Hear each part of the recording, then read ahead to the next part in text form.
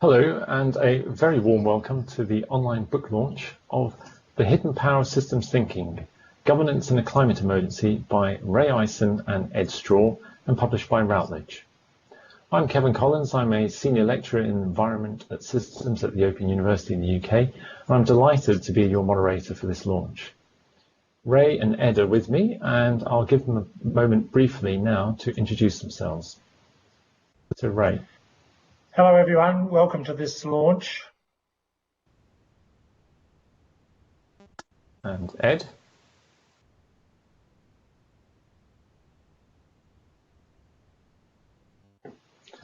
I think Ed had his microphone used there, but possibly not. There we are. Hello. Sorry. Right. Get it right next time. Hello. The vagaries of online book launches. Okay, so the timings and structure of this event are on your screen now. We'll be having an official book launch. We'll be having time for the authors to give some comments about the book. And we've also got some speakers lined up, and there'll be a chance for, we have 4 speakers, and there'll be 2 speakers each, then questions and answers, and then 2 further speakers with a further question and answer session. And then we'll be going back to the authors for some responses from them, and a further chance for a question and answer. And then we'll wrap up with some closing remarks. Throughout this, we want this to be, even though it's online, we want you to participate. So we want you please to email your questions to us. And you can see there at the bottom of the screen, the email address, which is stem-news@open.ac.uk. And we will also using the hashtag OUSTIP throughout. Now, there are quite a few people who are involved in today's event, and so we've put together a who's who slide for you. We obviously have Ray Eisen and Ed Straw, both from the Open University, and our hosts are Professor Tim Blackman, Vice Chancellor at the Open University, who will be providing the official launch, myself as moderator, and then our speakers. We have Professor John Norton, who's Director of the Press Fellowship at Wolfson College at the University of Cambridge, Dr. Julian Corner, CEO of Julian Chase, Professor Eileen Munro, London School of Economics, and Dr. Perrette Toniris from the OECD. And our closing remarks will be given by Gerald Midgley at University of Hull and Nick Braithwaite, who's the Executive Dean at STEM faculty here at the Open University. So as I mentioned, we're now going to hear the short piece, recorded piece from the Vice Chancellor of the Open University as a way of officially launching the book. And then directly after that, we'll go to Ray and Ed for their comments about why this book needs to be written and why it needs to be read. So from VC, we'll hear now. Hello. As the Open University's Vice Chancellor, it's always a great pleasure for me to celebrate the university's scholarship, especially when that scholarship is saying something important in a way that we can all put into practice. In this case, the importance is nothing less than how we live and work together while safeguarding our planet. So I'm delighted to be introducing this launch of Ray Eisen and Ed Straw's book, The Hidden Power of Systems Thinking, Governance in a Climate Emergency. Of course, there's another emergency right now that's preoccupying us. Coronavirus is a reminder of how systems can fail. Investments in important capabilities not made, so governments have scrambled to catch up with the outbreak, and some better than others. As Bill Gates commented on the news recently, governments organise for wars but not for pandemics, despite the greater risk. What Ray and Ed have done with this book is write a powerful critique of governance failure and set out why and how we need a different approach that starts with thinking differently, reframing our focus onto systems and systems with purposes. As they point out, this is not new, and there are examples in various policy fields of the approach being applied, much of which we know about because of the work of Ray and Ed's group at the OU. But what this book does, in a way that is new and accessible, is explain the how as well as the why. What it means, for example, to deframe and reframe a problem or need, or design and manage for emergence, bringing forth outcomes rather than just ticking off targets. As an educator, I read their book with an interest in what it says to me about higher education and the Open University. both of course complex systems. Our purpose at the OU is to engage as many people as possible in higher education, to reframe higher education as for all and not just a selected minority. Ray and Ed write that education is an investment by society in itself, but to draw a parallel with our current situation, it's also an inoculation, especially higher education. Higher education in particular is about not being duped, not believing what we're told without thinking critically about it. Or, in the words of the authors, it's about systemic inquiry. They describe systemic inquiry as about knowing through action and thinking about our thinking. As we do that in relationship with others, acting together and sharing thoughts, systemic inquiry is fundamentally social learning. The whole of society right now needs to be engaged in this kind of inquiry, because no amount of scientists, carers or politicians alone will tackle this pandemic without an informed citizenry co-creating the solution. This is certainly a book for our times. It's a book that should make a difference because we share the good or ill this one planet, and good won't just happen. It needs exactly the call to action that the hidden power of systems thinking makes. Welcome to our virtual book launch.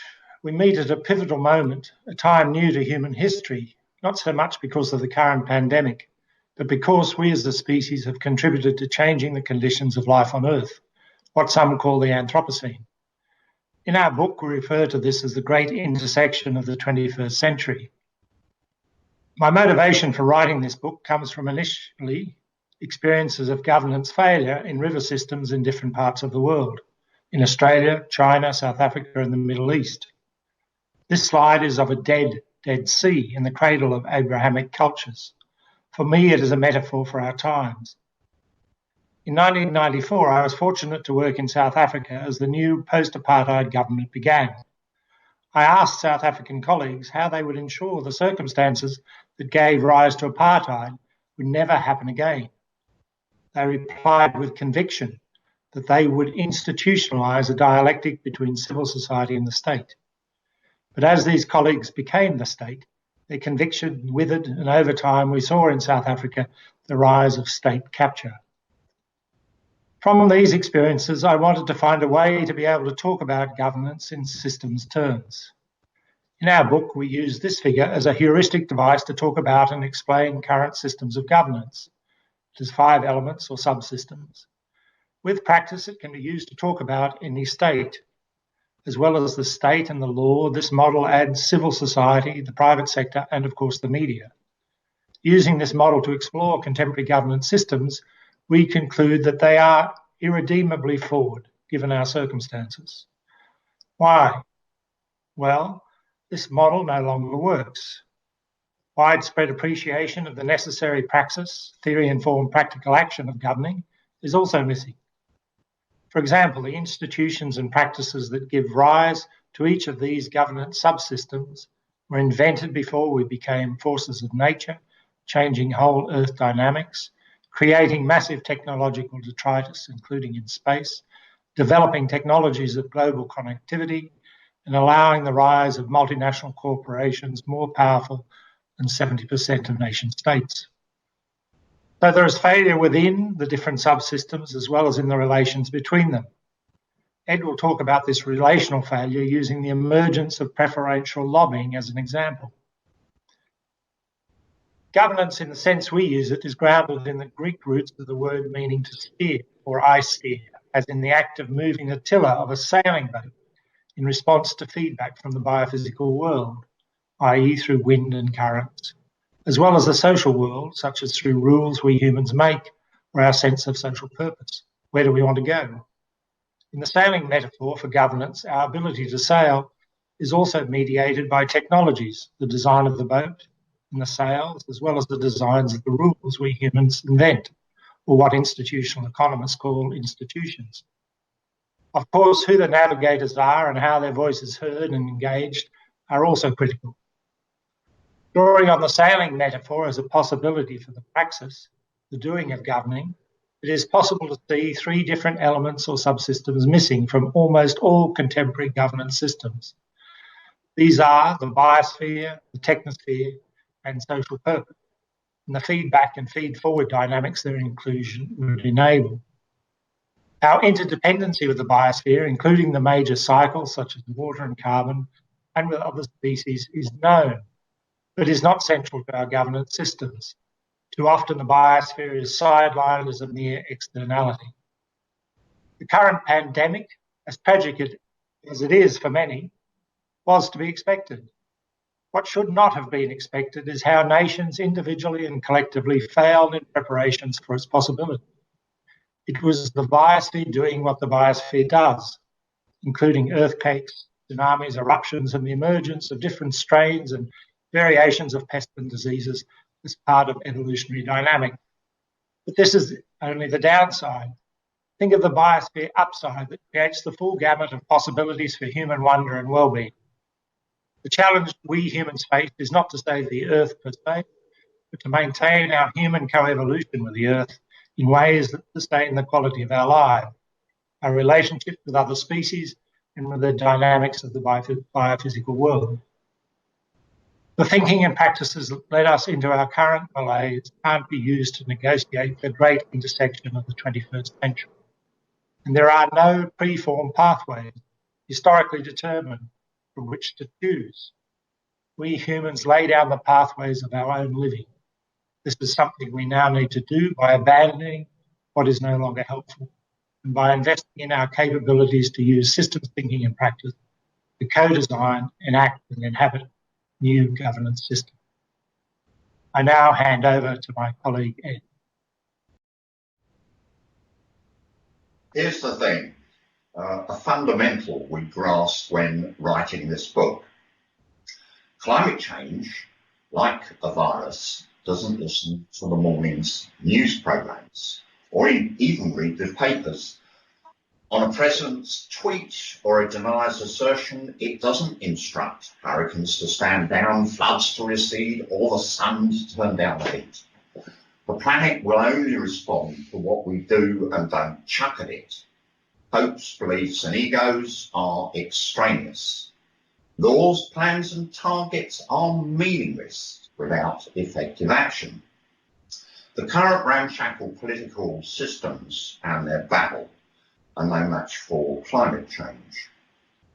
A very significant component of that ramshackle system is preferential lobbying. As we analyse the overall governance model, the diamond that Ray introduced, and the systems operating at government levels, it became clear that preferential lobbying is the most serious obstruction to effective action. Preferential lobbying is where a business or other powerful group secures its interests at the expense of the biosphere and citizens by preventing or limiting protections of the environment, the biosphere, and not paying the huge costs of pollution, and by the transfer of money and assets from citizens to big business, top managements, financiers, and so on. It's wealth appropriation, it's not wealth creation. It's short-term in the extreme. It's an integral part of the prevailing neoliberal economic system. And it's a prime driver of inequality in all its forms between humans and the biosphere and between humans. In the US 2009 study estimated that for every dollar a company spent lobbying for targeted tax benefits, the expected return was between $6 and $20. In one case, the return was calculated at 22,000%. Yes, it's blatant and obscene in the US and in heavily corrupted pseudo-democracies, but it's also the norm in Brussels and the EU. The 8 conditions we found that enabled preferential lobbying are all present in Westminster, UK government. Now, its exponents might rationalise that preferential lobbying is inevitable in modern government. It's a fact of life. It's the price we pay. But the extent and power of such lobbies is a function of the system of government Lobbyists behave as they do because the system they operate in at least allows and usually encourages it. It's an emergent property. No one designed it in, but we have to design it out. How? Here's the slide of 9 things that would, if put into every constitution, design out lobbying. I'm just going to pick on one of them. No organisation, or indeed organism, can function effectively or develop without feedback. Bits and pieces exist in some governments now, but it's mainly self-scoring politicians, rhetorically spun statistics, proving the policymaker right. This role has to be institutionalised through a full separation of powers, with independent, comprehensive cybernetic feedback, assessing results or outcomes against purpose. Only with this can we, government, media, get away from the babble and concentrate on effective action. But constitutions need effective enactors too, just as Shakespeare needs a great cast to do justice to his meticulous scripts. So people must operate these new systems who understand the theories of systems thinking and how to apply them. Around the world, this is happening. Here at the Open University, over 40,000 mature students have now completed systems thinking courses. The OECD, we'll be hearing from soon, promotes systems thinking extensively. No one going into any role in government or governing should come without systems thinking and practice education. Modernising constitutions and an enormous expansion in STIP as how to deal effectively with climate change and the other dire repercussions of a degraded biosphere and a bent economic system. To quote our book, what is at stake is the quality of ongoing human existence in relation to the biosphere, a relationship achieved through acts of governing. Thank you. Okay, thank you very much, Ed and Ray, for that introduction to the book and some of the key ideas. And of course, thank you to our Vice-Chancellor for the official launch as well. So now we're going to turn to our speakers, and again, you, the audience, we want you to become participants. So we'd like you to send in questions that you have to the speakers, and also questions that are being raised for you by Ray and Ed's introductory comments. So our first speaker is Professor John Norton from the University of Cambridge. So John, please, the floor is yours. Thank you. First of all, I'd really like to congratulate Ray and Ed on the book. It's a strikingly ambitious work, and it manages to bridge the gap between scholarly writing and activist encouragement without undermining either. That's not easy to do. I've been asked to say a few words about the Technosphere. To be honest, it's not a term I use myself, but I can see where it fits in the author's scheme of things. Their idea of the Technosphere is much more extensive than anything I know much about, to be honest. It encompasses, they say, and I'm quoting now, all of the structures that humans have constructed to keep them alive, in very large numbers now, on the planet. That includes factories, farms, mines, roads, airports and shipping ports, computer systems, together with its discarded waste. In that vast canvas, the only fragment with which I'm really familiar are computer systems, which nowadays has to be a proxy for the digital networks which girdle the planet and increasingly both support and control human society. We have to have a name for that. Let's call it cyberspace. And it's interesting in the context of this book for me because it also has chronic problems of governance. And it's beginning to be clear that these problems are actually having an impact on the real world of today. There was a time in the late 1970s and the 1980s when cyberspace was a parallel universe to what John Perry Barlow used to call meat space, that is to say, the physical world that we all inhabit and we're all busy despoiling. But from the arrival of the World Wide Web in the early 1990s, those parallel universes began to merge. And so we got to the position we're in today, where it no longer makes any sense at all to distinguish between the online and offline worlds. And even those few small distinctions between the two that had managed to persist, they have now effectively been erased by the coronavirus. We're all online now, all of us. And so we have, what's happened is that overlaying on top of the real world governance failures enumerated by Ray and Ed, we also have the chronic governance lacunae of cyberspace. And it's becoming clear that this is a toxic combination. When it first emerged in the 1970s and 80s, cyberspace was a totally ungoverned realm, because the two founding axioms of the network, that there should be no central ownership and control, and that the network should have a permissive end-to-end technology. It created a space for what actually became known as permissionless innovation. So the internet that we created is effectively a global system for creating surprises. Some of those surprises were nice. The World Wide Web, Wikipedia, Voice over IP, for example. They were pleasant surprises, but other surprises were less so. The trouble is that nature, as well as capitalism, abhors a vacuum. And gradually this ungoverned realm was captured and a kind of order imposed. This order, however, was not imposed by institutions of democratic governance, however flawed, but by a small number of tech corporations, two of which developed a business model which we now call surveillance capitalism, and which turned out to have toxic effects on democratic processes. And all the while this was going on, this process of imposing order on networked chaos, traditional government was notable only by its absence.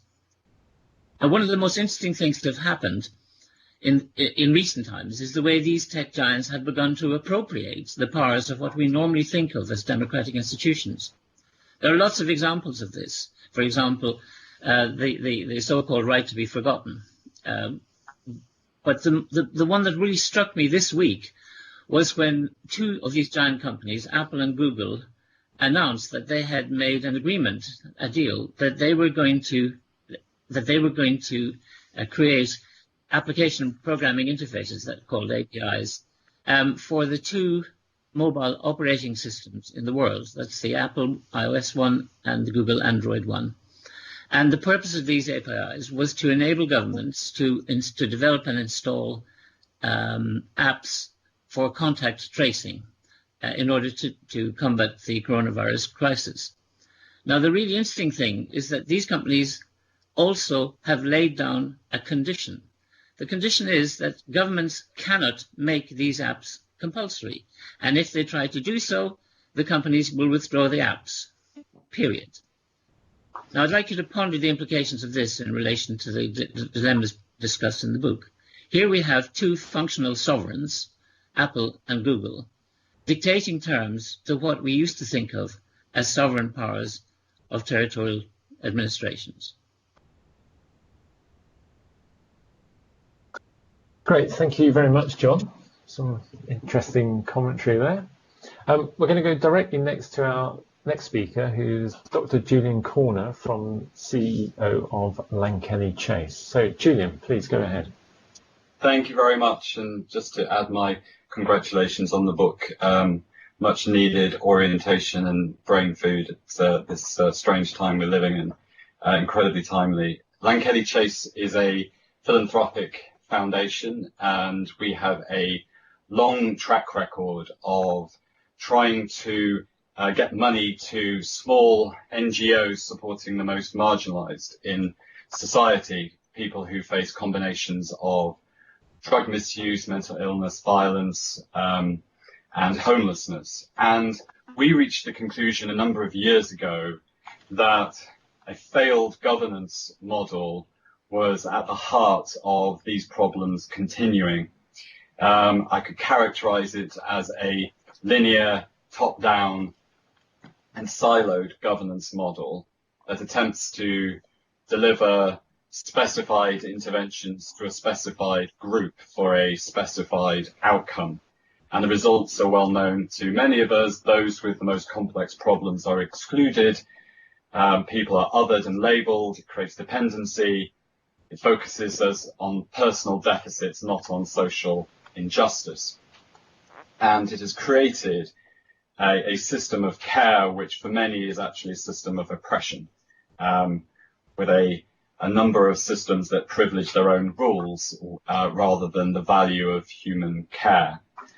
So that's the governance model. And in trying to shift to a new model, it's all feeling very stuck and hopeless. Not least because our governance systems are actually starting to accelerate. We have delivery and commissioning strategies which are seeking better outcomes for scarcer resources through greater efficiencies, and more complicated methods of measuring and funding impacts, all measures which are actually reinforcing the top-down siloed linear model. Our dream is of a sustainable, self-regulating system with well-being, an abundance of care, and justice at its heart. And our challenge is that this would require the deconstruction of most of the governance systems and architecture that we have in place. And added to that, we have no clear model of what would replace it other than the broad principles that I've outlined, and no idea of what institutions, roles, or resourcing it would require.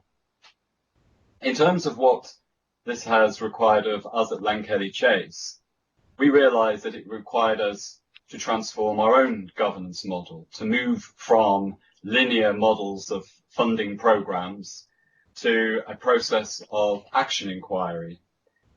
And the action inquiry model has allowed us to ask bigger, harder questions while taking plausible action.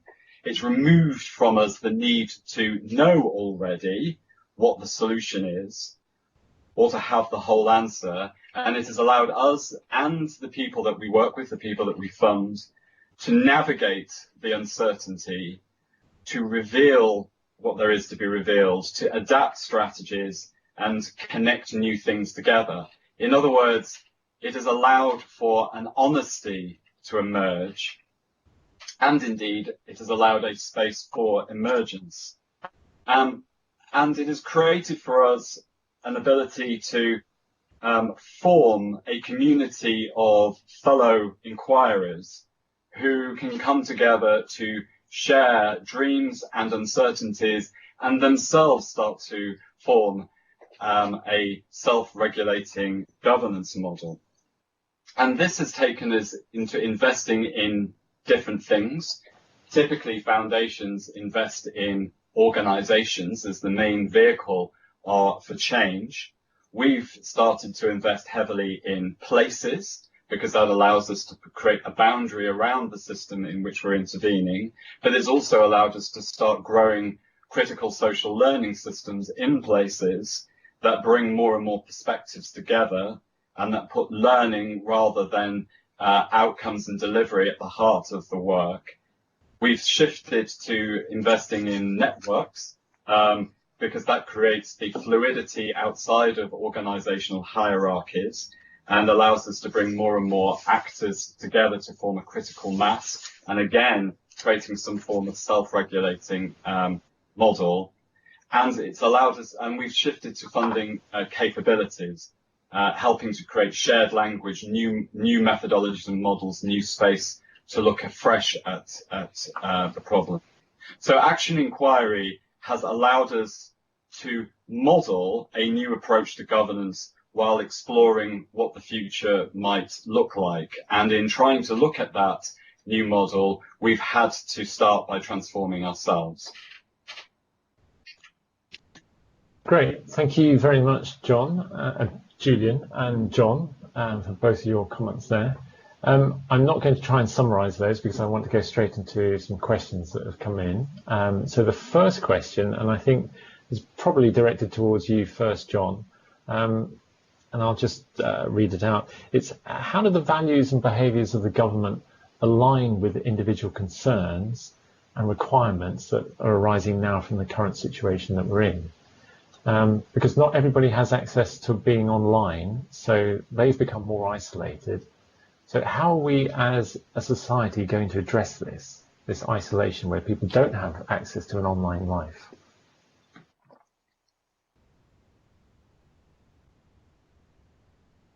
So that's directed to you, John. Sorry, that's a good question. And one of the interesting things about the coronavirus is that it has highlighted the fact that there is still, although 4 billion of the people in the world are online, there's still a significant digital divide in different societies, including Britain. In this country, for example, the volunteers and others I've been talking to in my village and elsewhere, they're finding that the people who often need the help most and who are most vulnerable to the crisis are people who actually don't use the internet, and that's a significant it's a significant problem that we kind of had to, I think, broadly speaking, tend to forget about. In terms of how we would move towards a better society, well, that's the question raised by the whole book, and at some point, if we might get to it today, but I think that what I felt we need to talk about most is not just where we want to get to, but how, in a political sense, we might begin to get to it. Okay, thank you for that. Julian, I mean, you talked a lot about innovation. What would you need for you to be able to innovate even more? I mean, what are the big constraints that you're experiencing, and where do you see these opportunities for innovation?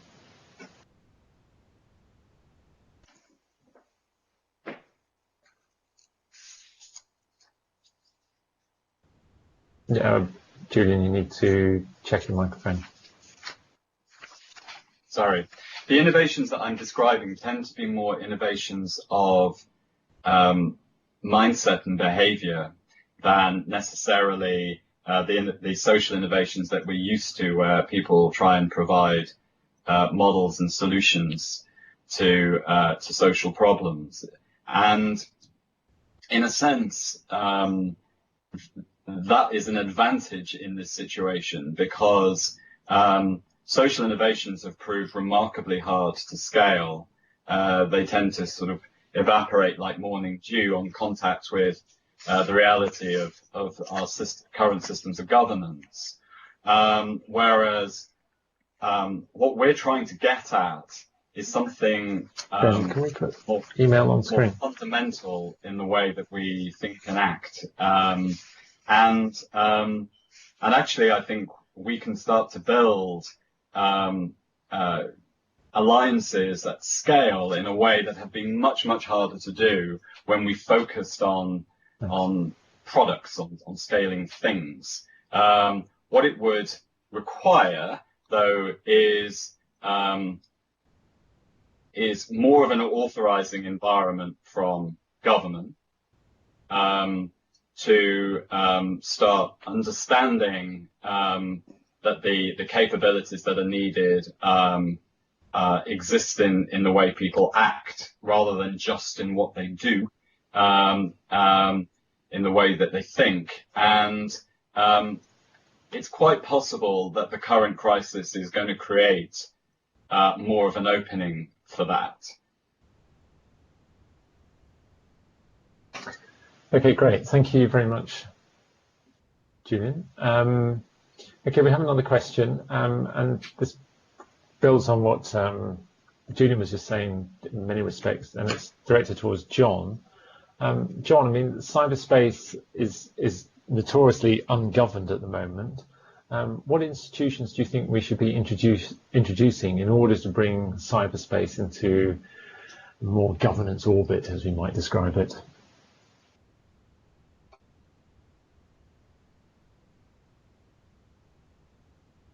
You'll need to unmute your mic, John. It's a big problem, and one we are nowhere near grasping at the moment. We have a global network, although I think that will change. It will become a fragmented network of local internets, which will be subjected to government control in their jurisdictions. But at the moment, we have the problem that it is still global, and we have local administrations. There have been a few cases where some kind of order has been restored. For example, in relation to child pornography, there is a good deal of effective cooperation by state organisations, which has had, in collaboration with the social media companies, has had an impact. But in most of the other areas, the technology has developed and the companies have exploited it without any kind of regulation. So if we were going to change that, two things would have to happen. The first is that the public would have to be concerned about some of the downsides of this stuff, because in democratic states, governments rarely move unless there's some kind of citizen concern. And at the moment, that citizen's concern is not being expressed in any kind of effective way, and perhaps not even being felt in an extended way. And the second thing is we need to simply overhaul the laws we've got, or think about new kinds of regulations that we might need. Antitrust law, for example, it needs to be overhauled. It's still very powerful and could be used, but it isn't. And if you just want an example of that, I mean, for example, Facebook should never be allowed to own WhatsApp, and Google should never be allowed to own YouTube. Simple things like that we could do if we had the political will, but political will only comes from a feeling on the part of politicians that the voters are really interested in this. Great, thank you, John. It strikes me, Julian, that we have a situation there where, Google and similar with the great innovations, but they're still outside governance, and yet you are trying to innovate. Do you feel that you're supported by the governance arrangements around you? But when you say the governance arrangements around me, you mean, what are you referring to specifically? Well, in the kind of organisation, that the barriers that you experience, I mean, do they arise directly from problems of governance? Yeah, I mean, we have an incredibly mechanistic, risk-averse set of governance arrangements in the UK, which are not based on human value, relationships, or values of care. They're based on compliance, regulation, value for money, and many more mechanistic measures of performance. And I think what we have to start doing is creating the spaces where the different kind of value that can emerge from alternative governance systems can start to be demonstrated and felt. I have a concern that these themselves will become marginal innovations, that large long-term systems will look across at them and try to co-opt them to their own ends. And so we in philanthropy, but also more widely, have a obligation to start long-term processes of shifting power towards those who, in all justice, have a right to be part of those governance processes, and who frankly would enact them more effectively and more in the interests of those whom they serve. But that is a long-term push, because there is a lot to deconstruct. Okay, great. Thank you both. I am going to move on because I want to keep to a reasonable timetable. So thank you both very much for that. So we're going to move now to our second set of speakers. And again, for those of you who are watching online, please do participate by sending in your questions to the speakers. We'll have the email address up. So our first speaker in this next section is Professor Eileen Munro at the LSE. So please, Eileen, over to you. Thank you. Well, it's through experience that I have learned the value of taking a systemic approach to solving a problem. In 2010, I was asked to undertake a review of the child protection system in England by the Secretary of State for Education. And I began by framing the problem in a new way. There had been several major reviews of child protection over the preceding decades, and they had all primarily seen the problem as poor frontline work And so most of their recommendations were about increasing control of those workers to get them to perform to a higher level.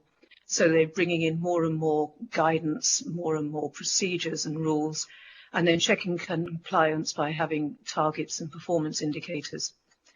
My reframing of the problem involved taking a broader systemic look and asking whether the front line were being helped or hindered in working with families by the central and local governance and the organisational processes. I produced 9 recommendations that were mainly on changing governance. So it was about reducing the amount of rules coming out of central government. Their subsequent revised statutory guidance was reduced from 400 pages down to 97. Also abolishing most of the targets around timescales and reducing the amount of data that had to be inputted and collected together and sent to central government. And the change was also to the national inspection process that was a major driver of practice. They had been inspecting on how well you were doing at compliance, but they are now using a framework which is looking at evidence that you're positively helping children and families. And they are slowly changing the priorities in local government as a result. So those changes gave local children's social care departments a great deal more autonomy, and then the ability to find new ways of getting feedback from children and families about whether they were helping, and also then the ability to adapt as they saw new problems emerging. And since then, there were the government funded a lot of innovation projects to try and use that autonomy. And I worked with one that involved working with 10 local authorities, implementing signs of safety as an organisational approach for everyone, and so needing whole system change. We made extremely varied progress amongst those 10, using the Ofsted inspection judgments. Some of them went up to being outstanding, while others actually sank down to being inadequate, which allowed for a considerable amount of analysis of what were the factors that mattered. And a really crucial one is about the leaders understanding how to think systemically and to realise how many things that they had seen as in separate little pockets in the organisation were actually having a causal impact upon what children and families were experiencing. So the lessons that I learned from all of this is, A, changing governance is hard. And I think that the progress I made at the child protection issue was partly that it was blindingly obvious to everyone there was a serious problem and you needed a new way of looking at it. But it was also a brand new government after 13 years of Labour government, so they had a sense of not being able to be blamed for picking out the problems. We also had the rather unexpected benefit of being allowed time to make progress, because for the last few years the government has been so absorbed with Brexit, and then more recently and very tragically with the pandemic. So, and at the local level, what becomes very clear is how difficult it is for people to understand what systemic thinking in practice looks like. And I think something that makes this even more complicated is that an awful lot of people think they understand it, but what they're really doing is just sticking to their current worldview and making it a little bit more complicated. So I'm hoping that this book by Ray and Ed will actually help people make that huge conceptual leap away from the rather static worldview that they have into understanding why a systemic way of thinking is so important.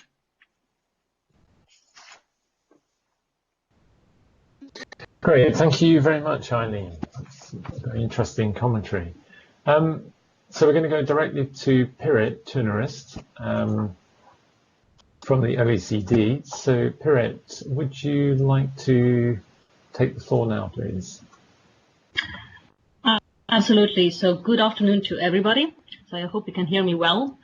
Congratulations to the authors of the book, of all the good work that you have been done, and it's well-timed add-on to the debate on system thinking, and especially in the current crisis. Because I think that what the current crisis is indeed done, and we have seen it across our member states, is that become more apparent than ever. So at the Observatory of Public Sector Innovation at the OECD, we have been working on the issue of systems thinking and trying to normalize that in our member countries for the last 4 years. And to be quite frank, the conversation has changed quite a lot during those 4 years. So I think we talked to 3 countries when we started the discussion around system thinking, and now when we are having these issues, then I think that we have all OECD countries on board, or at least talking about these topics.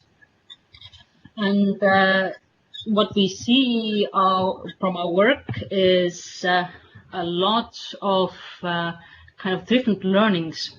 But we can see we do specifically action-oriented research in countries, so we don't only look into the kind of the cases themselves, so do analysis on system change within our member countries, but also help countries in action-oriented processes to change their procurement systems, their use systems, their other education systems, and try to kind of learn from practice of what is going on in government. And what we have seen in the practice itself, in working in Wales, in Scotland, in the UK realm, but also in Finland, in Sweden, in Slovenia and elsewhere, is that there is a really big difference in knowing and knowing. So knowing about the tools or methods of system thinking and the role of kind of systemic issues of problems. So I think that nowadays in the policy circles, you don't find a lot of people who would say that kind of the prevailing policy challenges that we're facing every day are not systemic in some way or another. But there is a little kind of really true knowing about the facts that these kind of problems are urgent, that we actually need to do something about it. So it's not only about knowing that these are prevailing wicked issues, but actually doing something about it. So knowing and doing are very much not connected. And in many ways, that we have seen in that at least the last 3 years that we've been working together with governments, with highest level civil servants across our member countries, is that a lot of people in power, actually the most powerful decision makers and leaders, actually feel the most powerless, that they don't feel that they can take on these systems, or the tasks are too big, or the kind of structures are too ingrained to actually change them. And I think that what is very important, our narrative to develop from the current crisis, is that change is possible. We see it every day. So once we have confronted with the urgency or things that need to change on a daily basis, then decisions and also systemic decisions tend to happen. And that it's actually possible to do so. And now the question is, do we need to always be in a crisis or get to in a climate change format, get our feet wet before we actually start to making those kind of systemic decisions on a daily basis to actually change things? So it is possible to do that. So from our perspective as well, there needs to be an ongoing capacity of systems thinking within our member governments and also in policymakers. And it shouldn't be seen as a one-time thing think of sense making around the problem or issue. Usually the problems that you try to solve through system thinking are prevailing ones. Once you solve one issue, another issue emerges. So you actually need to adopt it as one of your core actions. And that's what we are also trying to build capacity within our member countries, not only to come as using system experts in our work from outside, but also build the capacity to continuously look at the perspective.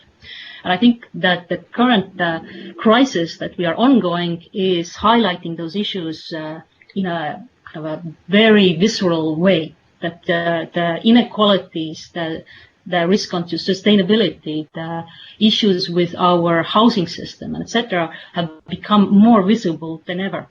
So we have really a window of opportunity at the moment, because the policymakers and administrators are in this kind of zone, of neutral zone, without where the ideology of what type of solutions have to be there beforehand doesn't exist. So there's a lot of room to actually reframe using system thinking and systems analysis about what the kind of solutions that we actually can come up with. And I really would call using the book that you have written as well to use these kind of analysis tools to analyze the kind of the new types of systems that different governments in OECD countries and beyond actually need. And also to probably use the systems analysis to analyze the effects of the different solutions that have been adopted throughout this crisis, because we see experiments going on every single day that have systemic effects, from basic income experiments to experiments that are infringing on our privacy and have long-term effects, that we also need to analyze and evaluate them in some way. And I think that system thinking can be of real value there. Great, thank you very much, Piret. Okay, some sort of challenging ideas and experiences there, and some real heartfelt calls for action and change. We had a question which came in right at the end of the previous session, which was actually directed towards Julian and then Kelly Chase. But I'm going to expand it to you two, Eileen and Piret, because it seems to me relevant that to what extent do you see other organizations learning from the way that you're trying to rethink these situations? I mean, do they look to you? Do you experience being leaders in this field? Because as you mentioned, Piret, for example, there are leaders are feeling powerless. So who are they looking to for this guidance, for this new way of thinking, for the skills and capabilities? Could I make some comments? I've found that there's a great deal of interest from child protection services around the world, and the more junior you are in the organization, the more convinced you are of my analysis. But even it's about getting the national politicians to endorse it, as well as the actual child protection agencies. And that becomes a stumbling block, because child protection and the risk of a child death it's both very, very distressing, but it's also politically very damaging. So to actually let go of their sense of control and to learn to have confidence in a new way of controlling things is a very big step for them to take. So maybe commenting on who the leaders are looking towards. So I think more than ever during this crisis that the leaders are actually looking towards evidence of any sort. So at the current chaotic phase, I think we're looking for solutions anywhere. But before the actual crisis hit, then I think that I concur with Eileen that you will find a more kind of first uptake of system thinking at the lower levels of organizations, because the lower and junior levels of organizations tend to be also closer to the issues and see the kind of the systemic issues on the ground much easier, or to see that that the current system is not making a difference. So it's much easier to make the case than at the top level, leadership level, because the risks of changing on their positions is quite large. But I'm not saying that this is not possible, because usually when there is a will, there's also a way. So when we start to work with some junior level people from the organization as well, is to build coalitions from the bottom up. So once you have a coalition of critical stakeholders who share and talk about an issue or the problem in the same way, using the same language issues, then it's easier to also high-level decision makers to come on board. So usually what we see that the high-level leaders tend to listen to the organization themselves. So the organizations and their community have to bring this news to them that things have to be different. Great, excellent. Thank you very much. I think we've got time for one more kind of question, which is, I mean, you've both mentioned about leadership and having people coming to you and learning from you and so on. But so there must be good examples of where systems approach has been a key factor in success. So this kind of evidence that leadership or leaders are relying upon. Can you kind of say anything more about where you've seen really good examples of where systems approach has been a key factor in success? So perhaps Piret or Eileen. Eileen, perhaps, if you want to go first. Well, speaking specifically on child protection, I think the government has a research dimension to all this innovations funding it's given, and that is showing up quite well how the places making progress are making whole system change and changing the way they're getting feedback and what they are doing to learn whether they're succeeding or not, and moving away from the old targets kind of mentality. So I think that's one place for a narrow subject area. We have been using system thinking, and there are also good partners in using system thinking in Finland, for example, for family policies, youth policies, but also broader socioeconomic policies. I think that Climate Kick, also in the European innovation and technology kind of frame, has been doing absolutely great work in framing sustainability and climate change with using system thinking methods and technologies. And there are a lot of actually sectoral approaches that have been used and applied from security systems to climate change to socioeconomic change in different countries. So there are more good examples actually out there than we think, and hopefully we'll hear more about them in more detail as well. Usually you end up talking about the outcomes, but not the process of how things are done. So more kind of attention should be also put on the process of how system thinking was applied in practice.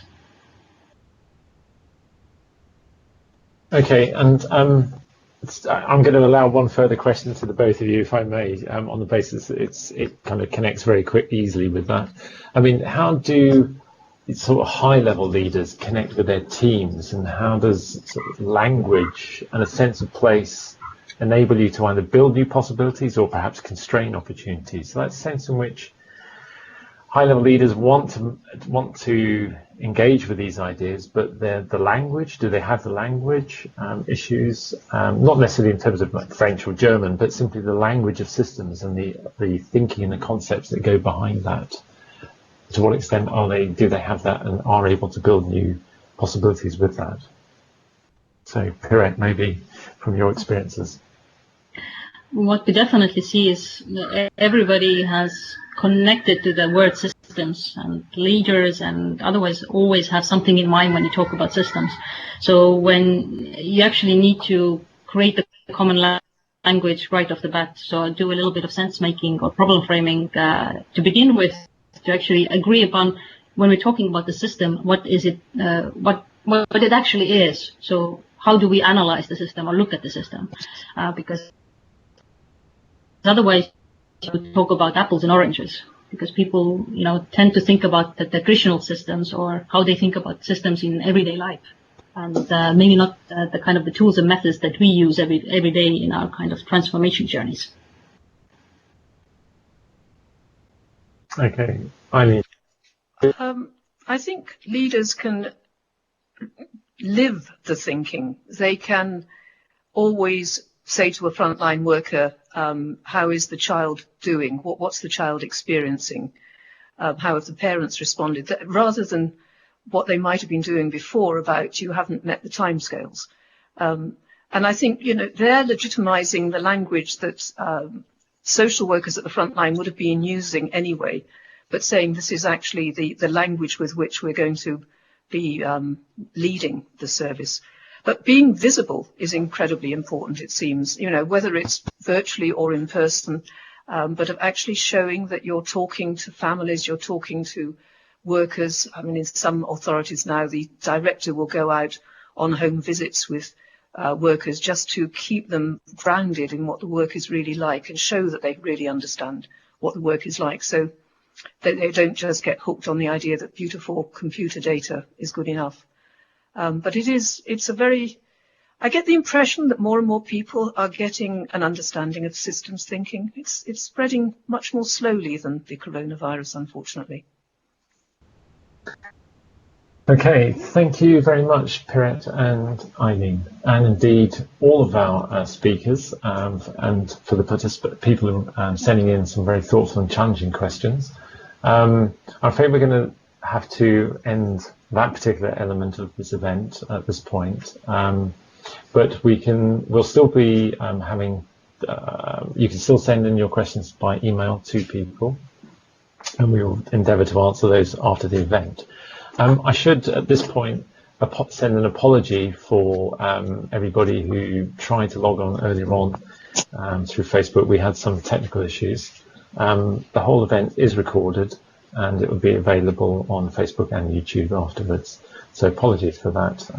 We did try our best to sort it out in real time, and hopefully that will be some consolation that is recorded. So thank you to our speakers. And now I'm going to invite Ray and Ed up for another sort of 10 or 15 minutes to offer some further comments and maybe respond to some of the questions they've heard, or some of the themes being raised by the speakers. So Ed, would you like to take the floor for the moment?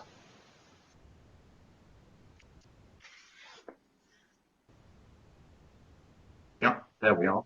I mean, the things that strike me so forcibly at present are that, you know, people often say, well, you know, I mean, we've got 26 principles in the book to incorporate into how systems of government should work in the future, and how constitutions should be radically changed so that then all of the things that have been talked about today can happen more consistently. Julian, you know, is not working manfully or personally to get change on the ground, but then bumping up against this hideous centralized government system.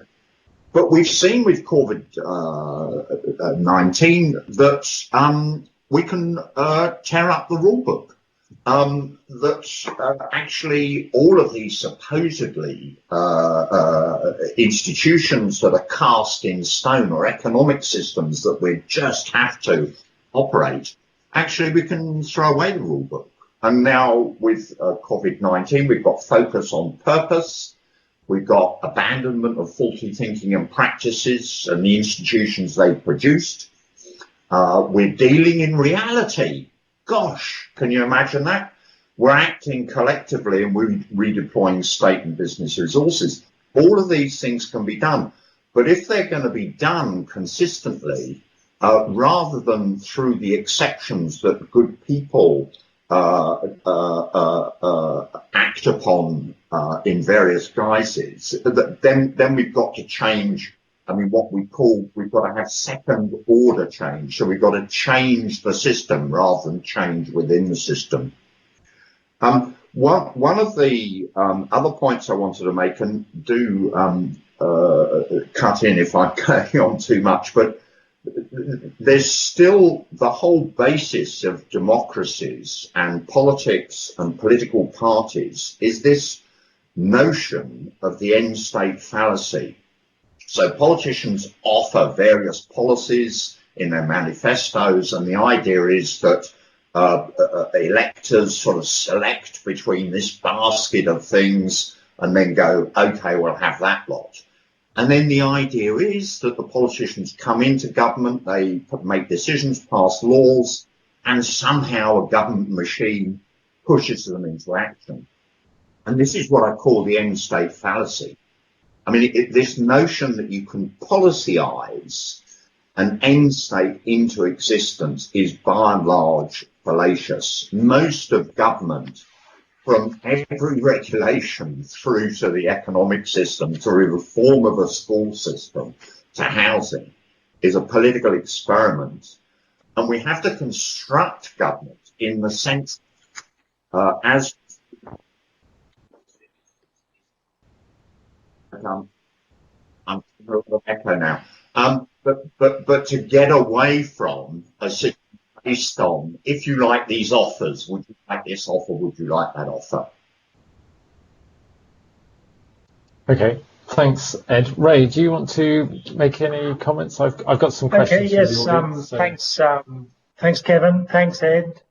I want to start by just acknowledging the brilliant introduction that our Vice-Chancellor gave to the book, and his very perceptive insights into some of the key messages of the book. And I want to thank our speakers particularly for illuminating a gamut of issues that our book addresses. And while I've got the floor, I'd also like to acknowledge my co-author, Ed. I think it's fair to say that we had our moments when we were trying to write this book together, but over time, our mutual respect for each other grew and has continued to deepen, and we still gain great insight from working together. So I thank all of you tremendously for making this project, which is important to me and I think important to us collectively, such a meaningful experience. Now, to pick up on just a couple of points that are coming, in systems parlance, there's a concept called a structure-determined system, and a system can only do what it's structured to do. And Ed has alerted us to this, and the virus has made us break structures that seemed immutable in the past. Where have been other times of immutability? Well, when citizens of a young Australia or in the US or possibly in a South Africa came together and formulated new constitutions, new rules of the game, and new institutions to do what they needed to do, well, then they showed that they could change fundamentally the rules of the game, the governance systems we operated in. And I must say, in picking up John Norton's point about the balance between scholarship and activism, as I get older, I think I incline more towards activism, and I would despair if anyone viewing this video or reading our book didn't incline towards activism as we exit this virus pandemic, because it is a great opportunity to create a set of new starting conditions and new pathway dependencies and to move into territory that we have not occupied before. There is no going back. So what do we want to do? What is the sense of social purpose we want to create collectively as we move forward and move beyond the virus into the issues of our relationship with the biosphere, bringing the Technosphere into the ambit of social purpose, but more importantly, how we as citizens can enact our commitment and our collaborative action and inquiry into charting a direction, charting a course into the future, which has mutual respect for each other, for other species, and for the dynamics of the biosphere. So if I could leave you with one, I guess, request, imperative, please think about how you're going to operate to make things differently as we move over the next few months. Could I add to that, Kevin? Yes, you can. We've got a couple of questions, so I'd like to get one. Well, you go on, and then we'll I mean, it's pursuing Ray's points that there are people in the world, quite a lot, who are seeing a blue sky for the first time in their lives because pollution has been cut so much, and it's like we know we have to cut this pollution, otherwise, the world is fairly rapidly going to accelerate. I mean, we've all seen these exponential curves. Well, once the tipping point is reached, some people say in 9 years' time, I don't know precisely when, obviously, but once that tipping point is reached, then we're into an exponential curve of disaster. This opportunity has been created by this virus, where there we are, we've degrowthed, we've re-rated the economy, we've collapsed the amount of pollution. Now, at the end of this, are we going to go back to producing the amount of rubbish that we chuck into the world that we have been, or are we going to say, hang on, here's a hell of an opportunity?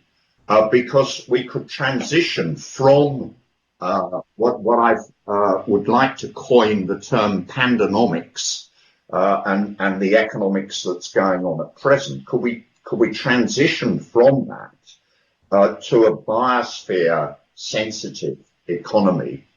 And you know, this opportunity, I hope we can grasp. Okay, thank you. And perhaps building out from that, the question that's come in is about the book mentioning Ashby's law of requisite variety as part of systems practice. Now, from both you and Ray have just outlined this opportunity for change, and the question is really about how do we govern complex systems based on Ashby's law of requisite variety when we know there will never be sufficient variety to totally control complex interdependent systems. So how do we handle this increasing complexity and all of these new opportunities when we will never have sufficient requisite variety? Any thoughts on that? Well, perhaps if I can come in and say that for those who are not clear about it, Ashby's law of requisite variety says that only variety can manage variety. John Norton has written very elegantly about this as well, so please do a search for his work. We argue in the book that one of the emergent phenomena of global climate change will be increasing surprise, and we will only be able to deal with the surprise and variation that comes our way by localizing and decentralizing and distributing and deliberatively engaging with the variety and surprise that comes our way, and that a command and control model of governance will no longer work. So that requires an active citizenry. It requires an investment in systems thinking in practice capability. And we at the Open University have been educating systems people for 50 years now. We know how to do it. We know this is possible, but it is under-invested in. And I hope that one of the things we collectively can do can ramp up the level of investment in these capabilities. But institutions also need to be put in place, and constitutions are part of it, which enable Ashby's law of requisite variety to function. In a command and control model, you completely undermine Ashby's law of requisite variety. Great, thanks, Ray. And Ed, would you like to comment on that as well? I mean, just a very pursuing all sorts of Froome in Somerset in England couldn't get enough doctors and nurses. So they looked at managing demand. And the way they looked at managing demand was to get people working with the 600, I think it was, voluntary and charitable organisations there, and connect those with people with chronic conditions, because they found that in doing that and getting people interested in, you know, knitting or bird watching or books or woodwork or whatever it happened to be, that took them out of social isolation often, and got them connected with the communities. And actually that is the biggest determinant of mortality, in the sense that it's more important than stopping smoking, stopping drinking, and so on, the social connectedness. So actually the number of people going to the surgery reduced, but actually the number of chronic emergencies going into the hospital reduced as well, and they cut costs. They have cut costs substantially. Now, all of that work came out of 4 people acting locally, totally ignoring all of the top-down initiatives and controls and all of the rest of it that comes out of the Department of Health. Now, you have to construct, and that's because those people were, on the one hand, bloody-minded, systemically educated or sensible, and just wanted to get on with it. And that's the environment, the ambience that we have to create at a local level, that people can respond to these things. the interesting thing here is that actually the many interesting thing, bringing compassion to the table has been the best way of doing some hardcore cost cutting. And in terms of a sort of systemic response, an unexpected one, I think it's one of the best. Okay, well, thank you very much, Ray and Ed, for that. Reluctant as I am, I'm going to have to move on because of time, and so that we maintain our agenda and timekeeping. So it's in contrary perhaps to everything you've just been talking about, but I'm going to have to draw it to a close. So thank you both for the commentaries that you provided there. So I'm going now to invite some closing remarks from Professor Gerald Midgley at the University of Hull, and immediately after that, Nick Braithwaite, the Executive Dean at our STEM faculty here at Open University. So, Gerald, would you like to go first, please? Hi, yes. I've been invited to give one of these closing remarks because I'm the editor of the book series that Ray and Ed's book is published in. And I'm really glad to see this coming out as one of the first books in it. I was going to talk about the various imperatives that are facing us, but on the spot here I've decided to do something different and say why I actually feel much more optimistic about the future of systems thinking and the possibilities of change than I ever have in the 35 odd years I've been working in this space. And I'm comparing partly to what it was like in the mid-80s when I came into this, when you couldn't have a conversation about systems without hearing the words, is that some kind of computer science? And when you actually tried to explain what it was about, people didn't have any kind of cognitive frame to hang it on, so they just started looking blank.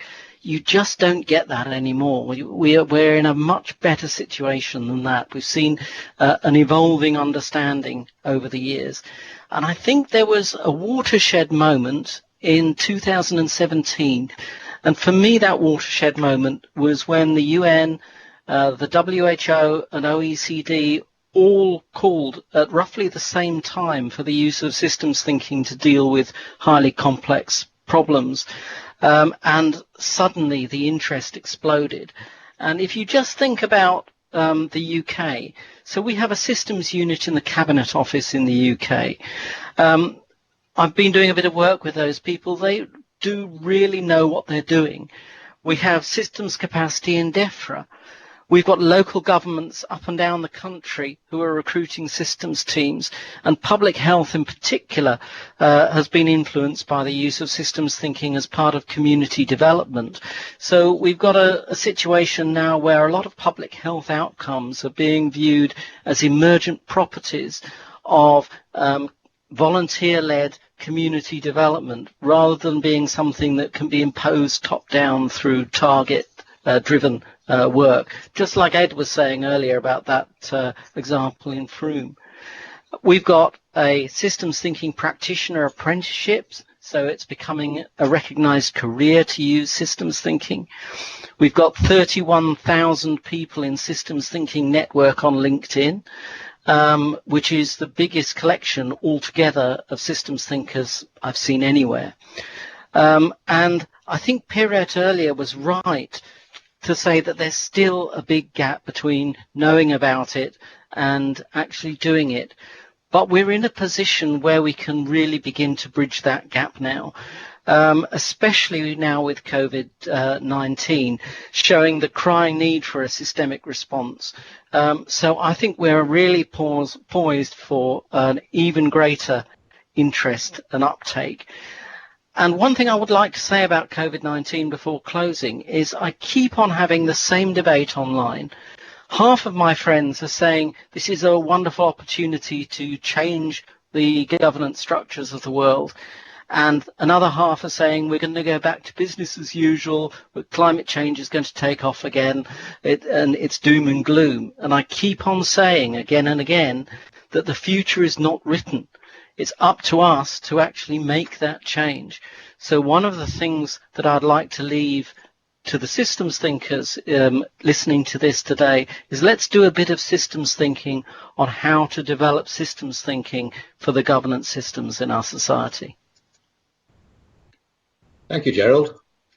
Well, Kevin, Ray and Ed and their Systems Thinking in Practice group are based at the OU within the School of Engineering and Innovation of the STEM faculty, and it's been good to join them today at a kind of great intersection in a local part of the Technosphere, celebrating a new guide to the hidden power of systems.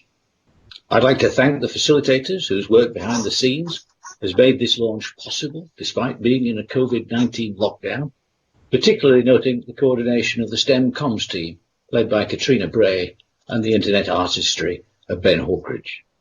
Likewise, we're grateful to our Vice-Chancellor's team for capturing his opening video remarks. Now, consistent with systems theory, concerned as it is with managing for emergence, we can now claim that the launch of the hidden power of systems has happened through this event. And indeed, so advanced is Ray and Ed's narrative that the launch has already taken place in Australia tomorrow. And that brings us to our last slide, which has details of how to follow up and obtain the book. Great, thank you very much, Gerald and Nick, and indeed all of our speakers, and indeed the VC, particularly obviously Ray and Ed. But most importantly, we'd like to thank you, the audience, and the participation for your questions. We had too many to ask, so we would like for you to indulge our patience, and we will be trying to endeavour to answer them after the event, particularly since we had some slight technical issues earlier on. But as a thank you for watching, you can use that discount code on screen now to get 20% off the purchase price. And so we hope you've enjoyed the book launch, the conversation, and we hope that you're inspired to imagine new actions that you can take in your own context. And with that, I'd like to draw this book launch to a formal close. Thank you.